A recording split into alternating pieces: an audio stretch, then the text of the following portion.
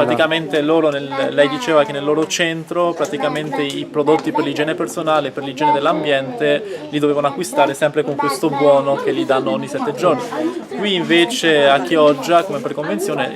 i prodotti per l'igiene personale venivano dati dalla struttura ogni 10 giorni e i prodotti per l'igiene dell'ambiente venivano allo stesso tempo dati dalla struttura ogni 10 giorni. كويس ما كويس نوري انا داير ولدي يرتاح انا برتاح انا جيتها من بلدي ما عندي بيت زي اللي هناك ما لقيتها الراحة عشان ما لقيتها الراحة انا جيتها هنا ايطاليا ما محتاج من القروش ما محتاج من البيت انا اوكي ما محتاج من الاكل انا جيتها من شنو من هناك الفكر يعني المشكلة هنا كمان عنده مشكلة شنو هو كل يوم محبوس ولدي كل يوم يبكي كل يوم هنا زي الناس ما حنطلع لما تطلعوا فوري شنو هو ده انا ما محبوسه في البوليسيه والاكل ولدي شنو ياكل يا همزه كل يوم انا بقدر ما اقدر اروح بالكرعين انا عيان وظهري عيان عملت حادث في السهره واحس كمان ساعه ساعتين انا ما امشي حاسس جاي بارد اوكي لما نتكلم ما في هنا ما في مستشفى القروش 5 يورو في واحد يوم 6 شنو 7 كارت دي تعمل شنو بامبرس منا اكل منا شامبو منا تلتين منا يعني ما باكل زي الناس يعني ولدي داير يرتاح داير امشي برا بشنو القروش انا باكل ولدي لو اطلع برا في المحل لعبات بشنو يبى العب لو ما عندي قروش باستا الكارت ده ما حيشتغل في التانتي في الواحد سوبر ماركت اوكي ده ما هنا ما يعني ده زي الحبوس في المحبوس كمان ما يعملوا زي ده ترتاح زي على كيفك تلعب زي على كيفك زي على كيفك هناك ما حتطلع من هنا زي السجن ما يعملوا زي ده في اوروبا في افريقيا السجن ذاته ما نو زي ده خلي في اوروبا يعني انا اول مره شفتها في اوروبا زي ده في الكامب ده المره دي لكن الكامب ده لكن الكيوجا كامب بدينك توتي تديني القروش اي محل ولا دايره في اي محل بلعبه في اي محل باكله يعني عندي القروش معي ما كارت لو خلصتها لو عندي مشكله للمرحله بوريها يعني المسؤوليتي انا يا ماما دايره كده اقولها هذول ما معي قاعدين لما تكلموا نوري اي دونت نو انا باكل اي دونت نو ما باكل يا همزه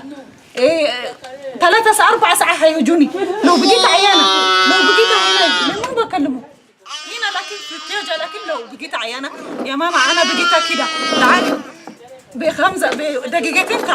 تجيني بالعربيه مشكله شنو انا عندي مشكله كده تشيلني في المستشفى هناك لكن 4 ساعات 3 ساعات يجوا هم قاعدين في الكويس انا هنا قاعدين في الخلا يعني يعملوا زراعه يقعدوا في الزراعه احنا ما عندنا زراعه لا ابونا لا امنا في الزراعه هنا احنا دايرين نرتاح ما دايرين البيت احنا ما محتاج من البيت عندنا بيت كويس عندنا اكل في بلدنا كويس ما عندنا محتاج من القروش ما عندنا من البيت محتاج دايرين نرتاح يعني زياده ستريس البيت ده ما دايرين كان ما دايرين يقولوا ما دايرينكم احنا روحوا من هنا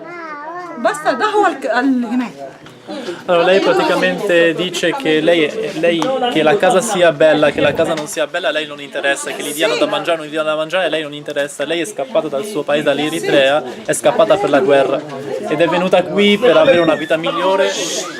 È venuta qui per avere una vita migliore, per avere una speranza per lei e per suo figlio.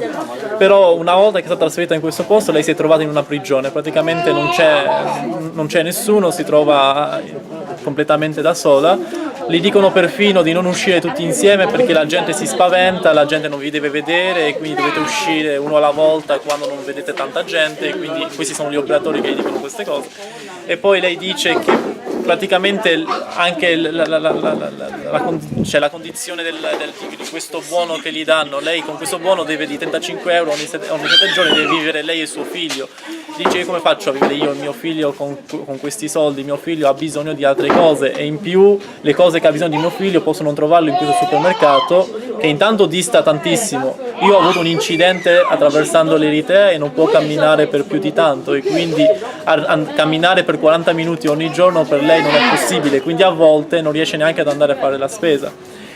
Le persone che dovrebbero seguire dice che non sono vicino a loro, sono lontane, e ogni volta che vengono gli raccontano del loro problema, loro gli dicono sì, vedremo, non lo so, vedremo, non lo so. Lei dice che qui a Chioggia invece aveva una famiglia, aveva una città, riusciva a integrarsi, era tranquilla mentalmente e era tranquilla per suo figlio perché vedeva un avvenire e vedeva una speranza. Ora questa speranza non la vede più perché lei si sente come in prigione. Non si sente più in Europa, ma la prigione che aveva trovato prima in Africa, in Eritrea. Io like bambino, non like a casa, io like bambino bene, no tanti mosquito, no tanti marato, io like from Europe, from village, io no. Tutti tanti problemi, tutti io 10 giorni io no dormire, perché problema energia. Tutti i giorni chiamate, tutti i giorni, ok, dopo domani, dopo settimana. No, Beni, I don't know why, I don't know it. Io tanti 3 giorni, trasferato 3 giorni, no mangiate. Io non mangiate, time finito. Why time? Io time mangiato, non mangiato, a casa io. Mangiato lei. Io like fresh, no like stress. Tanti problemi.